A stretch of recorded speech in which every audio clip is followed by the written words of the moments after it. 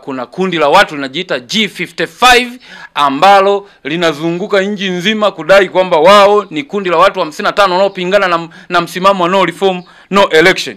Nataka sasa nimalize kwa kusema hivi: pamoja na kupitisha kwenye vikao vyote swala la misimamo ya chama liko kwa mujibu wa katiba ya chama, ambayo ukisoma kwenye muongozo wa kamati ya maadili ya chama, kwenye zile kanuni za maadili ya chama, kuna kitu kimezungumzwa kama usaliti. Usaliti umetajwa kwenye katiba ya Chadema kwamba mojawapo ya usaliti ni kukiuka na kwenda kinyume na maazimio ya chama. Chama kikiazimia, wewe ukaenda kinyume na maazimio, utatambulika kama wewe ni msaliti. Lakini vile vile katika kanuni hiyo hiyo ya 3 ya masuala ya maadili, kwenye swala la usaliti, wanasema, katiba inasema kufanya mgomo ndani ya chama na kushawishi mgomo ndani ya chama ni mojawapo ya makosa ya usaliti.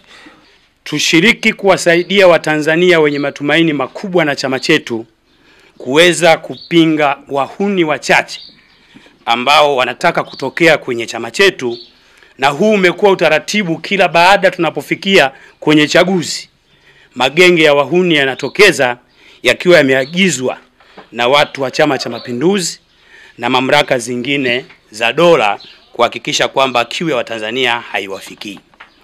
Sasa nianze kwa msingi wa hicho kinachoitwa G55. Ni muhimu Watanzania wote wakafahamu mpango na msingi wa G55 ulihasisiwa na wazee wetu waliokuwa wazalendo kwa taifa lao Tanganyika mwaka 1991.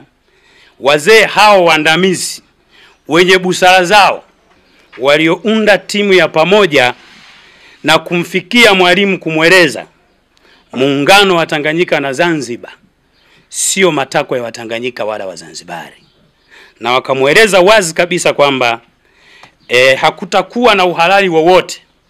Suluhisho pekee la muungano ni serikali 3. Mtakumbuka nchi yetu ilipata uhuru kama Tanganyika mwaka 1961, lakini baada ya hicho kilichoitwa muungano, Tanganyika ikapoteza sifa na kuvalishwa jina kihuni kuitwa Tanzania. Wakati huo Wazanzibari baada ya mapinduzi, wao taifa lao linaendelea, wana wimbo wa taifa, wana bunge, wana rais, wana mwanasheria mkuu, wana jaji, wana mahakama. Leo sisi ukiulizwa Samia ni rais wa nchi gani, wanakuambia Tanzania. Rais wa Tanganyika wa kwanza alikuwa ni Mwalimu Julius Kambarage Nyerere. Nchi yetu imefia wapi?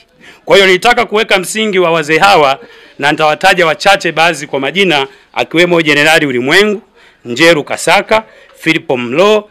Hawa ni mmoja kati ya wazee ambao waliunda kikosi hicho kuweza kumweleza Mwalimu Nyerere, na hii ilikuwa ni kwa maslahi mapana ya kitaifa, sio kwa maslahi binafsi weidha ya kuhitaji uongozi. Sasa hili kundi, na nitoe rai ni shauri, ni muhimu nikawataka wakaondoa jina hilo la G5 kwa sababu wanawatumia vibaya wazee wetu waliokuwa na uzalendo dhidi ya taifa lao.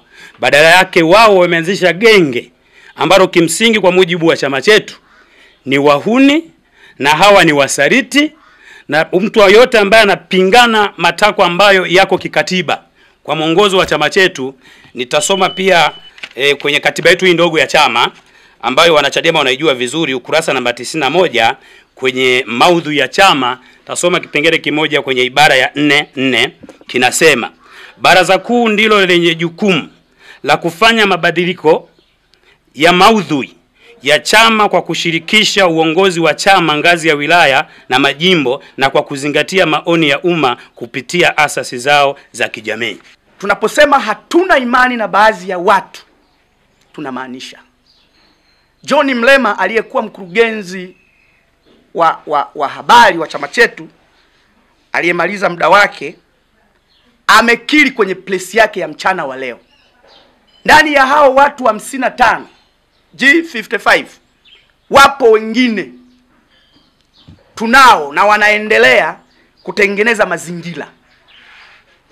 Kasa ndani ya hao wengine unagundua kuna mtu ametoka kukanusha hiyo habari, lakini yumo kwenye ile petition, anakuja mtu mwingine anamjibia, anasema kuna watu wanaendelea na tunao, yani maana yake huku tunakojiita tuko salama anakuwemo humu, ila hatumjui.